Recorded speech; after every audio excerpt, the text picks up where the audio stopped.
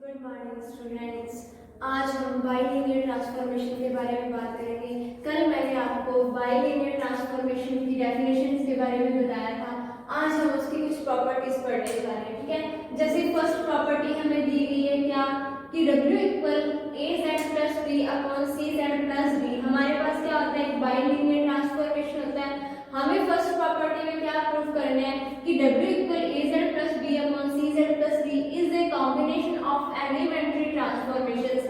कि जो हमने पहले ट्रांसफॉर्मेशंस पढ़े हैं बाइलिनियर ट्रांसफॉर्मेशन, उसका एक कॉम्बिनेशन होता है। मतलब इस बाइलिनियर ट्रांसफॉर्मेशन में हमारे पास रोटेशन भी होगा, ट्रांसलेशन भी होगा, इस तरीके से मैग्निफिकेशन, यानी सारी चीजें इस एक ही ट्रांसफॉर्मेशन में हमें मिलेंगी, ठीक है। तो चेक करते हैं कि हमारे पास जो प्रॉपर्टी दी गई है वो सेटिस्फाई होती भी है या नहीं, ठीक है। तो हम इसका प्रूफ करते हैं। तो प्रूफ में हम इसको चेक करेंगे अभी, ठीक है। जैसे हमारे पास simple W equal AZ plus B upon CZ plus D, ठीक है। ये चीज हमें दी गई है, ठीक है। ये बाइलिनियर ट्रांसफॉर्मेशन है। अब हम इसमें क्या करेंगे, इस ऊपर जो इसका AZ प्लस B हमें वैल्यू दे रखी है, इस वैल्यू में हम एक बार AD अपॉन C ऐड करेंगे, एक बार हम क्या करेंगे सब्ट्रैक्ट करेंगे, ठीक है। तो AZ plus B minus AD upon C and plus AD upon C, ठीक है। और इसके अपॉन में हमारे पास क्या चल रहा है, अपॉन में इसके चल रहा है जी क्या CZ प्लस D, ठीक है। W इक्वल ये चीज आ गई हमारे पास। अब देखिए हम इन दोनों चीजें जो है हमारे B minus AD upon C, ये वाले टर्म हम अलग अलग रख लेते हैं। इस टर्म से हम क्या करते हैं, हम यहाँ से A अपॉन C कॉमन ले लेते हैं। कैसे, जैसे ये रहा हमारे पास AZ, ठीक है। मैं यहाँ से कॉमन ले लूँ, क्या इधर हमारा W चल रहा है, क्या कॉमन लेंगे हम A अपॉन C, ठीक है। जैसे ही मैंने यहाँ से A अपॉन C कॉमन निकाला, पीछे देखिए क्या बच गया, A तो इसके साथ था तो Z, जब अपॉन से भी C कॉमन निकाला तो इसके अपॉन में C नहीं है, यानी इसके साथ मल्टीप्लाई में आ जाएगा। तो क्या आ जाएगा हमारे पास यहाँ पे CZ, ठीक है। और प्लस यहाँ से मैंने A अपॉन C कॉमन निकाल लिया तो पीछे क्या रह गया हमारे पास प्लस में D, ठीक है। नेक्स्ट जो टर्म हमारे पास बढ़ी है वो एज इट इज रख दीजिए B minus AD upon C, और अपॉन में हमारे पास क्या चल रहा है CZ प्लस D। अब इस CZ प्लस D को दोनों टर्म्स के अपॉन में हम अलग अलग कर देंगे। तो W इक्वल, ठीक है, जैसे मैंने इस टर्म के अपॉन में इसको अलग किया तो CZ अपॉन प्लस D से CZ plus D cancel out होके यहाँ मेरे पास क्या बच गया A अपॉन C, प्लस जब मैंने इसके अपॉन में किया तो B minus AD upon C, upon में हमारे पास क्या आ गया CZ प्लस D, ठीक है। अब हम क्या करेंगे, यहाँ से C कॉमन ले लेते हैं और ऊपर वाले C का हम एलसीएम ले लेते हैं। तो जैसे ही हम एलसीएम लेंगे तो A अपॉन C तो एज इट इज C का मैंने एलसीएम लिया, ठीक है। तो मेरे पास क्या आ जाएगा BC minus AD, BC minus AD, और ऊपर वाले जो C का एलसीएम लिया था वो C अपॉन में आ जाएगा, ठीक है। एक तो वो C, एक मैंने ये वाला C यहाँ से कॉमन निकाला तो क्या हो गया मेरे पास C स्क्वायर, यहाँ से C कॉमन निकाला तो ये तो ओनली Z बच गया, ये हमारे पास क्या आ गया D अपॉन में C, ठीक है। तो वैल्यू क्या आ गई हमारे पास A upon C plus BC minus AD upon में C square Z plus D upon C, ठीक है। ये हमारे पास एक टर्म आ गई। अब देखिए अब हम इस टर्म को किसी न किसी तरीके से लेट करेंगे। कैसे, जैसे मैंने मान लिया कि मेरे पास कोई z पॉइंट है जिसकी वैल्यू मेरे पास z plus D upon C है, ठीक है। अब मैंने माना कि मेरे पास कोई ऐसा एक पॉइंट है जिस पर ये z डिपेंड कर रहा है, ठीक है। क्या है वो पॉइंट ईटा, जिसकी वैल्यू 1 अपॉन में z है हमारे पास, ठीक है। ये चीज आ गई। अगर ये वैल्यू मेरी z है और ये वाली वैल्यू जो z की वैल्यू 1 अपॉन z, यानी इसको मैंने क्या माना था z, इस वैल्यू को मैंने क्या माना z, और 1 अपॉन z मेरे पास क्या है ईटा, तो क्या मैं पूरे को BC minus AD upon C square यहाँ ईटा लिख सकती हूँ इस पूरे के लिए, ठीक है। तो जैसे मैं इस पूरे के लिए ईटा लिखूंगी, मैंने मान लिया ये मेरे पास कोई न्यू टर्म बन गई क्या V, जिसके लिए मेरे पास वैल्यू क्या आ गई BC minus AD upon C square eta, ठीक है। ये चीज आ गई। अगर मैं ये इस वैल्यू की जगह पूरी की जगह यहाँ पे V पुट कर दूं तो मेरे पास W इक्वल क्या आ जाएगा, इसके बाद यहाँ लिखेंगे हैं W इक्वल हमारे पास क्या आ जाएगा A/C प्लस में इस पूरी वैल्यू को हम क्या लिख रहे हैं V, ठीक है। तो क्या आ गया W equal A/C plus V, ठीक है। अब देखिए उस टर्म को मैंने कितने टर्म्स में सॉल्व कर दिया, equation first, second, third and fourth, ठीक है। अब चेक करिए, अगर मैं इक्वेशन फर्स्ट की बात करूं तो इक्वेशन फर्स्ट में मेरे पास y equal z plus d/c चल रहा है, यानी z प्लस समथिंग अल्फा। तो क्या होता है ये ट्रांसलेशन। इक्वेशन सेकंड क्या बोल रही है, इनवर्स को शो कर रही है, ठीक है। इक्वेशन थर्ड किसको शो कर रही है, मैग्निफिकेशन को, क्योंकि हमारे पास क्या होता है ईटा z या सी z कुछ भी, ठीक है। तो ये मैग्निफिकेशन को शो कर रही है, और हमारे पास जो w है वो किसको शो कर रहा है, हमारे पास यहाँ पे वापस ट्रांसलेशन को। तो equation first and fourth translation को, इक्वेशन सेकंड जो है इनवर्स का, इक्वेशन थर्ड जो है हमारे पास किसको प्रूव कर रही है, हमारे पास ये मैग्निफिकेशन को शो कर रही है, ठीक है। तो हमने क्या बोला कि इसमें हमारे पास ट्रांसलेशन भी है, मैग्निफिकेशन भी है, और हमारे पास इनवर्स भी है, यानी जो हमने एलिमेंट्री ट्रांसफॉर्मेशन पहले पढ़े हैं उन सब का कॉम्बिनेशन ही हमारा क्या है W equal AZ plus B, यानी कि हमारे पास जो बाइलिनियर ट्रांसफॉर्मेशन है ये पहले वाले जो एलिमेंट्री ट्रांसफॉर्मेशन है उसी के क्या होता है, कॉम्बिनेशन होता है। तो हम क्या लिखेंगे, by equation first, second, third and fourth ये प्रूव हो गया कि bilinear transformation is a combination of elementary transformation. आप शो कर सकते हैं कि इक्वेशन फर्स्ट से हमें क्या मिल रहा है, ट्रांसलेशन, सेकंड से हमें क्या मिल रहा है, इनवर्स, थर्ड से क्या मिल रहा है हमें वापस से मैग्निफिकेशन, एंड फोर्थ से क्या मिल रहा है हमें ट्रांसलेशन। तो इन्हीं की कॉम्बिनेशन वापस क्या है हमारे पास बाइलिनियर ट्रांसफॉर्मेशन है, जो कि W equal AZ plus B upon में CZ प्लस D होता है, ठीक है। तो ये हमारी फर्स्ट प्रॉपर्टी थी किसकी, बाइलिनियर ट्रांसफॉर्मेशन की। अब हम बाकी प्रॉपर्टीज के बारे में बात करते हैं।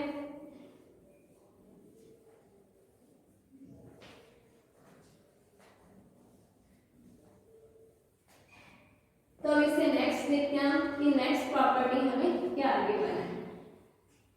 तो नेक्स्ट प्रॉपर्टी में हमें दिया गया, आप इसको थ्योरम भी बोल सकते हैं, लास्ट हमारी 5.3 थ्योरम थी, नेक्स्ट हमारी 5.4 है।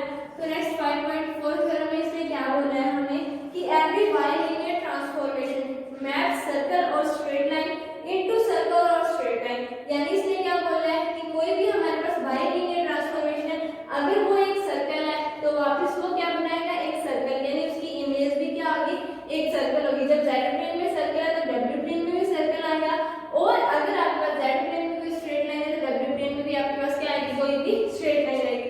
जैसे हमारे पास कोई भी इक्वेशन है az z बार प्लस bz प्लस में b बार z बार प्लस में c इक्वल 0, ये हमें कोई भी इक्वेशन गिवन है कि हमारे पास कोई भी एक सर्कल की इक्वेशन है, ठीक है। अगर ये हमारे पास सर्कल की इक्वेशन है और उसमें हमें स्ट्रेट लाइन की भी बात बोली है, अगर हमारे पास स्ट्रेट लाइन हो तो स्ट्रेट लाइन के लिए हमारे पास क्या होगा, उस कंडीशन में हमारे पास a की वैल्यू 0 होगी, ठीक है। जिस कंडीशन में हमारी a की वैल्यू 0 हो जाएगी तो हमारे पास क्या बचेगा, bz प्लस b बार z बार प्लस c इक्वल 0। तो ये हमारे पास क्या बन जाएगी, स्ट्रेट लाइन की इक्वेशन बन जाएगी। तो नॉर्मल हमें ये क्या दे रखी है, सर्कल की इक्वेशन। तो हमने बाइलिनियर ट्रांसफॉर्मेशन पढ़ा था जिसमें हमें हमारे पास w की वैल्यू क्या आती है, w की वैल्यू होती है जी क्या, az प्लस b अपॉन में cz प्लस d, ठीक है, यही वैल्यू होती है।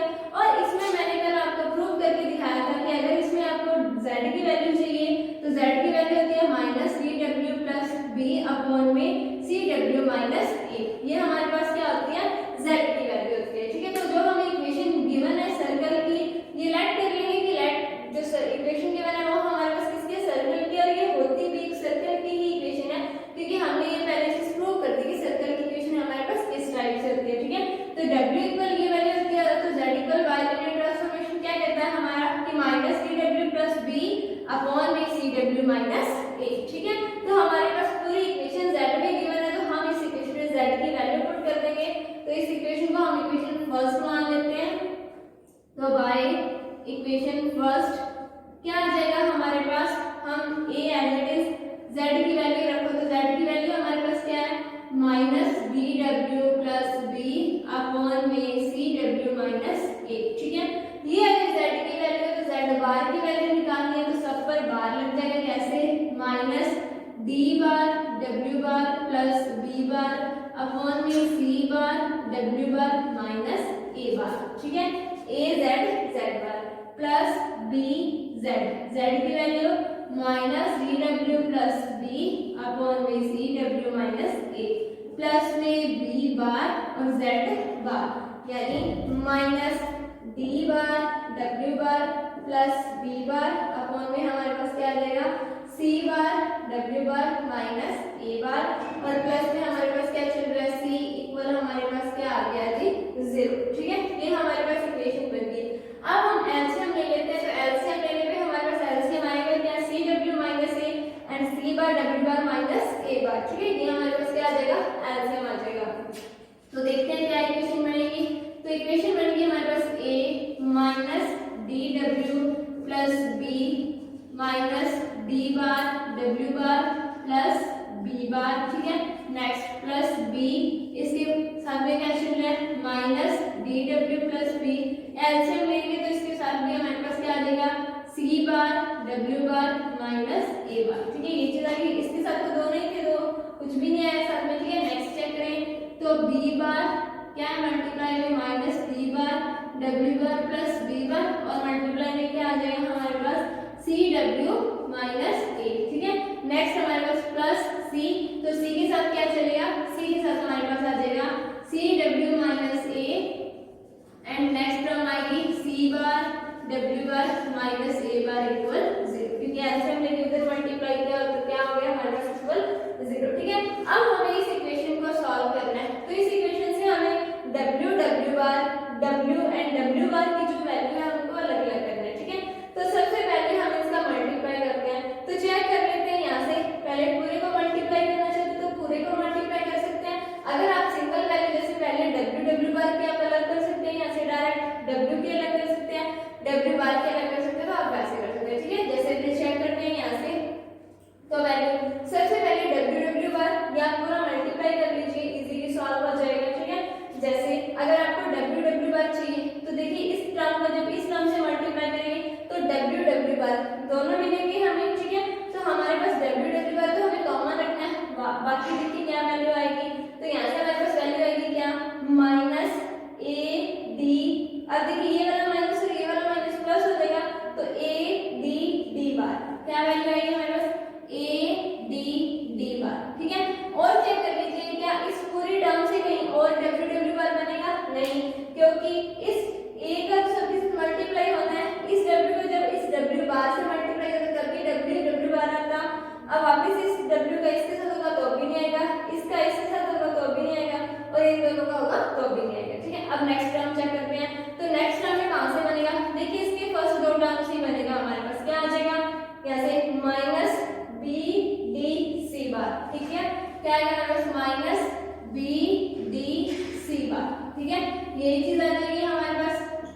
अब देखो उसके बाद और कहीं भी नहीं आएगा हमारे पास W W bar, next term में चेक करो तो क्या आ जाएगा minus B bar D bar C, ठीक है, क्या आएगा minus B bar D bar C, ठीक है, इससे नेक्स्ट टर्म चेक करें तो और इन दोनों में से कहीं भी नहीं बनेगा नेक्स्ट टर्म से, तो क्या आ जाएगा यहाँ से सी सी सी बार, ठीक है, क्या आ जाएगा यहाँ से हमारे पास प्लस में सी सी सी बार, ठीक है, यही चीज आ जाएगी हमारे पास, फर्स्ट वाला सी हमारे पास बड़ा है, ठीक है, क्या कॉमन लिया हमने इस पूरे में से डब्ल्यू डब्ल्यू बार, ठीक है, प्लस ये तो आ गया हमारे पास डब्ल्यू डब्ल्यू बार। अब हम डब्ल्यू निकाल लेते हैं, तो जैसे ही हम डब्ल्यू निकालेंगे तो देखिए ये पड़ा हमारे पास डब्ल्यू, इस डब्ल्यू का हम इससे मल्टीप्लाई कर चुके हैं, अब इस डब्ल्यू का किससे मल्टीप्लाई होगा इससे मल्टीप्लाई होगा, तो वैल्यू क्या निकलेगी यहाँ से minus A D B bar, ठीक है, क्या वैल्यू निकलेगी minus A D B bar, ठीक है, ये वैल्यू आ जाएगी यहाँ से,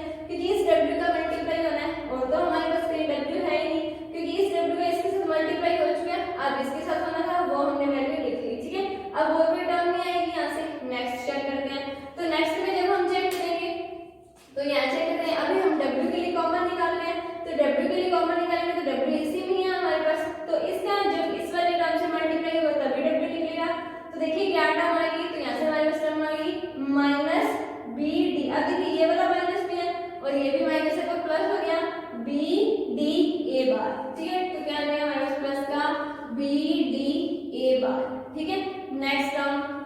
हम नेक्स्ट वाले से निकाले तो यहाँ तो हमारे पास W बार है, W हमारे पास ये रहा, ठीक है। तो B बार, आप देखिए यहाँ से हमारे पास प्लस की वैल्यू आएगी, तो B बार इसका मल्टीप्लाई जब इससे होगा तब W लिखेगा, तो B बार C क्या आ जाएगा, प्लस में हमारे पास B बार और C, ठीक है। नेक्स्ट, अब नेक्स्ट टर्म देखें तो ये पड़ा W, तो इस W को जब इसके साथ मल्टीप्लाई होगा तो माइनस में C A बार, ठीक है। क्या आ जाएगा हमारे पास माइनस में माइनस C A बार, किसके लिए निकाला हमने ये W के लिए, ठीक है। प्लस नेक्स्ट टर्म, तो नेक्स्ट में हमें क्या चाहिए, W बार चाहिए, तो देख लीजिए ये बड़ा W बार, इसका मल्टीप्लाई जब इससे होगा तभी मिलेगा हमें, तो देखिए माइनस साइन के साथ A B D बार, ठीक है। क्या आ जाएगा हमारे पास माइनस A B D बार, ठीक है। ये चीज आ गई। नेक्स्ट वाले में चेक करें तो ये बड़ा W बार इसके साथ मल्टीप्लाई होगा तो क्या आएगा B C बार, ठीक है। क्या आ जाएगा हमारे पास प्लस में B C बार, ठीक है, ये चीज आ जाएगी। उससे नेक्स्ट वाले टर्म में चेक करें तो ये बड़ा W बार हमारे पास, इसका मल्टीप्लाई जब इससे होगा तो minus minus plus B bar D bar A, ठीक है। क्या आएगा B bar D bar A, ये वैल्यू आएगी। उससे नेक्स्ट में चेक करें तो ये बड़ा W बार, इसका मल्टीप्लाई जब इससे होगा तो माइनस का C A C बार, ठीक है। क्या आएगा माइनस का C A C बार, क्या कॉमन निकाला यहाँ से W बार। अब प्लस में जो भी आपके पास कांस्टेंट बच गया वो लिख दीजिए, तो कांस्टेंट पीछे क्या बचा, अब देखिए इस इन दोनों में जब मल्टीप्लाई होगा तो कांस्टेंट ही आएगा, तो A B बार, ठीक है। क्या आएगा यहाँ से A B बार, ठीक है। नेक्स्ट टर्म यहाँ से क्या बनेगा हमारे पास माइनस में B A बार, तो माइनस B A बार, ठीक है। उससे नेक्स्ट में चेक करें तो यहाँ चेक करें तो ये माइनस साइन के साथ क्या बनेगा B बार A, ठीक है। क्या बनेगा नेक्स्ट टर्म माइनस B बार और A, ठीक है। उससे नेक्स्ट चेक करें तो उससे नेक्स्ट हमारे पास यहाँ से बनेगा क्या C A बार, किस साइन के साथ, प्लस साइन के साथ C A और A बार, ठीक है। इक्वल में हमारे पास क्या चल रहा है जी, इक्वल हमारे पास चल रहा है जी क्या 0, ठीक है। ये आ गई हमारे पास पूरी इक्वेशन। अब देखिए इस इक्वेशन को अगर हम चेक करें तो Z बार W बार, Z बार W बार प्लस वहां C है, यहाँ हमारे पास कोई कांस्टेंट टर्म है, ठीक है। तो हम क्या मान लेंगे इस पूरे को अल्फा, तो इक्वेशन क्या बनेगी हमारी alpha W bar plus beta W plus gamma W bar plus में कुछ भी डेल्टा इक्वल 0। तो ये हमारी इक्वेशन वापस उसी टाइप की बन गई। तो अब चेक कर लीजिए कि ये अगर सर्कल की इक्वेशन थी तो वापस भी हमें क्या मिला, सर्कल किस फॉर्म में, W की फॉर्म में, क्योंकि यहाँ किस फॉर्म में चल रहा है Z की फॉर्म में, और यहाँ किस फॉर्म में मिल गया हमें W की फॉर्म में। देख लो W बार और डेल्टा, ठीक है। ये चीज आई हमारे पास। अगर ये सर्कल की इक्वेशन है तो इसकी इमेज भी सर्कल बनेगी। अगर यहाँ पे A0 होता मान लिया, ठीक है, तो ये भी हमारे पास यहाँ मान लेते अल्फा 0 होता तो वापस हमारे पास टर्म क्या हो जाती, स्ट्रेट लाइन की, ठीक है। तो ये थ्योरम थी हमारी जिसमें ये पूछा गया था कि अगर हमें यहाँ सर्कल की इक्वेशन गिवन है तो उसका जो इमेज बनेगी वो भी सर्कल बनेगा बाय लीनियर ट्रांसफॉर्मेशन में, और अगर यहाँ पे स्ट्रेट लाइन दी गई है तो यहाँ पे क्या बनेगी हमारे पास एक स्ट्रेट लाइन बनेगी, ठीक है। अब हम नेक्स्ट थ्योरम चेक करते हैं।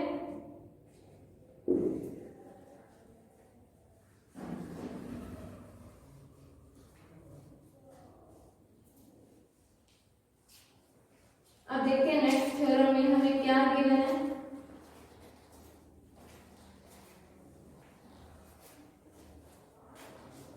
तो स्टेटमेंट देखिए नेक्स्ट थ्योरम का। तो नेक्स्ट थ्योरम में हमें एक डेफिनेशन दी गई है किसकी, फैमिलीज ऑफ सर्कल। क्या दिया गया है हमें, फैमिलीज ऑफ सर्कल, जिसमें हमें 2 पॉइंट्स दे रखे हैं। बोला है कि हमें 2 पॉइंट इसमें प्रूव करने हैं। क्या, फर्स्ट पॉइंट दिया गया है हमें कि हमारे पास argument of z minus z1 upon में z माइनस z2 इक्वल आएगा किसके, म्यू के। और सेकंड पॉइंट दिया गया हमें क्या, कि सेकंड पॉइंट में हमें प्रूव करना है कि हमारे पास z माइनस z1 अपॉन में z माइनस z2 इक्वल आएगा लैम्डा के, वेयर लैम्डा ग्रेटर देन 0, ठीक है। ये चीज हमें प्रूव करनी है। अब देखो इसके फर्स्ट पॉइंट में तो फर्स्ट पॉइंट में हमें क्या बोला गया है? फर्स्ट पॉइंट में हमें बोला गया है कि argument of z minus z1 upon z minus z2 equal आएगा किसके? म्यू के। तो देखिए आर्ग्यूमेंट जब हम निकालते हैं तो हमारे पास कोई ना कोई कांस्टेंट वैल्यू मिलती है, तो इसको प्रूव करने की हमारे पास कोई जरूरत नहीं है, क्योंकि आर्ग्यूमेंट अगर हम z का निकालते तो आगे कोई ना कोई कांस्टेंट वैल्यू मिलेगी। ठीक है, ये बात तो होगी। बात करते हैं सेकंड पॉइंट की। सेकंड पॉइंट में इसने हमें क्या पूछा है कि z माइनस z1 अपॉन में z माइनस z2 इक्वल क्या आएगा? हमारे पास लैम्डा आएगा। तो हम सेकंड पार्ट को प्रूव करते हैं, तो हम फर्स्ट पार्ट यहाँ से रिमूव कर देते हैं, सेकंड पार्ट हम अपना प्रूव करते हैं। क्या है हमारे पास सेकंड पार्ट कि z माइनस z1 अपॉन में z माइनस z2 इक्वल आएगा किसके? लैम्डा के, वेयर लैम्डा ग्रेटर देन 0। ठीक है, इसको हम प्रूव करते हैं। अब हम इसको चेक करते हैं। तो अब देखिए z माइनस z1 अपॉन में z माइनस z2, अगर मैं दोनों तरफ स्क्वायर कर दूं तो मोड z स्क्वायर को हम z बार लिख सकते हैं। तो क्या आ जाएगा हमारे पास? z माइनस z1 अपॉन में, इसको बार में भी लिख सकते हैं, z माइनस z बार अपॉन में हमारे पास z माइनस z2 और z बार माइनस z2 बार। ठीक है, इक्वल क्या चल रहा है हमारे पास? Lambda square. ठीक है, अब देखिए अब हम इसको और सॉल्व करते हैं। तो इस अपॉन वाले को हम इधर मल्टीप्लाई कर दें तो यहाँ हमारे पास क्या बच जाएगा? हमारे पास बचा जी z minus z1 z minus z2। ठीक है, और इसको हमने सॉरी यहाँ पे z माइनस z बार माइनस z1 बार और इक्वल में हमारे पास क्या आ जाएगा? Lambda square. और इस पूरे को हमने इधर मल्टीप्लाई कर दिया तो क्या बना? z minus z2 and z bar minus z2 बार। ठीक है, अब देखिए आगे। तो इसको जब हम मल्टीप्लाई करेंगे तो चेक करिए यहाँ से क्या बनेगा हमारे पास? z बार। फर्स्ट टर्म क्या बनी हमारे पास? z बार। सेकंड टर्म हमारे पास z1 बार। थर्ड टर्म हमारे पास क्या बनी? Minus z1 bar. And fourth term बनी हमारे पास प्लस में क्या? z1 बार। ठीक है, नेक्स्ट इक्वल में हमारे पास क्या चल रहा है जी? Lambda square. ठीक है, अब देखिए इसका मल्टीप्लाई करें तो z बार। फर्स्ट टर्म तो ये आ गई हमारे पास, सेकंड टर्म हमारे पास क्या आई? तो माइनस z2 बार। नेक्स्ट उससे z बार और उससे नेक्स्ट हमारे पास प्लस z2 बार। ठीक है, ये टर्म आ गई हमारे पास। अब देखिए यहाँ पे z बार पड़ा है और इधर भी हमारे पास z बार पड़ा है, तो हम क्या करेंगे? सारी टर्म्स को इधर लेके जाके और इससे हम जो चीज कॉमन आ रही है उससे कॉमन ले लेंगे। तो अगर हम z बार को इधर लेके आए तो यहाँ देखिए यहाँ से क्या आएगा? 1 माइनस इधर से हमारे पास क्या आ जाएगा? Lambda square. तो 1 माइनस लैम्डा स्क्वायर z बार। फर्स्ट टर्म ये आ गई, यानी ये वाले दोनों टर्म्स यहाँ से खत्म हो गई। नेक्स्ट चेक करें कि हमारे पास कहाँ से z कॉमन आ रहा है। तो इस टर्म से भी और इस टर्म से भी हमारे पास क्या कॉमन आ रहा है? z कॉमन आ रहा है। तो अगर हम यहाँ से z कॉमन लें, पीछे क्या बच गया हमारे पास? अब देखिए ये माइनस साइन है हमारे पास, अगर इसको इधर लेके आएंगे तो प्लस का हो जाएगा। तो अगर हम प्लस वाला ही कॉमन लें तो यहाँ क्या आएगा हमारे पास? z2 बार। यही चीज आ जाएगी हमारे पास यहाँ से, और यहाँ से भी अगर हम z कॉमन ले रहे हैं तो पीछे क्या बचेगा? माइनस z1 बार। क्या कॉमन लिया यहाँ से मैंने? z। ठीक है, तो ये वाली टर्म भी खत्म हो गया, यहाँ से ये वाली टर्म भी। अब इसके साथ देखिए क्या था हमारे पास? Lambda square. तो यहाँ हमारे पास क्या आ जाएगा? Lambda square. ठीक है, नेक्स्ट अब देखिए यहाँ से हमारे पास क्या कॉमन आ रहा है? z बार कॉमन आ रहा है, यहाँ से भी और यहाँ से भी। जैसे ही मैं z बार कॉमन लूंगी तो पीछे क्या बचा? यहाँ से लैम्डा स्क्वायर z2। ठीक है, और इधर वाली साइड हमारे पास क्या बचेगा? माइनस का z1 कॉमन क्या आ गया यहाँ से? z बार। ठीक है, अब नेक्स्ट चेक करें तो ये दोनों कांस्टेंट है, इनमें से कुछ भी कॉमन नहीं आ रहा है, तो हम इसको क्या लिख सकते हैं? वैसे तो आप इसको z1 बार है तो आप इसको मोड z1 स्क्वायर लिख सकते हैं। अगर ऐसे ही पढ़ा रहने दे तो आप पढ़ा रहने दे सकते हैं z1 बार और माइनस में लैम्डा स्क्वायर z2 बार। ठीक है, ये चीज आ जाएगी और इक्वल 0। ठीक है, अब देखिए अब हमें इसको और सॉल्व करना है। अगर हम इसकी एलएचएस लेके चले, ठीक है, मान लिया हमने ये वाली साइड ले ली और इसमें हम कोई दो ऐसे पॉइंट्स पुट करें जिसके लिए इस इक्वेशन की वैल्यू क्या बन जाए? 0। अगर इस इक्वेशन की वैल्यू हमारे पास क्या बन जाती है? 0 बन जाती है, तो हम क्या बोलेंगे कि जो हम दो पॉइंट्स मान के चले हैं वो इस फंक्शन के, वो इस लाइन के क्या होंगे? हमारे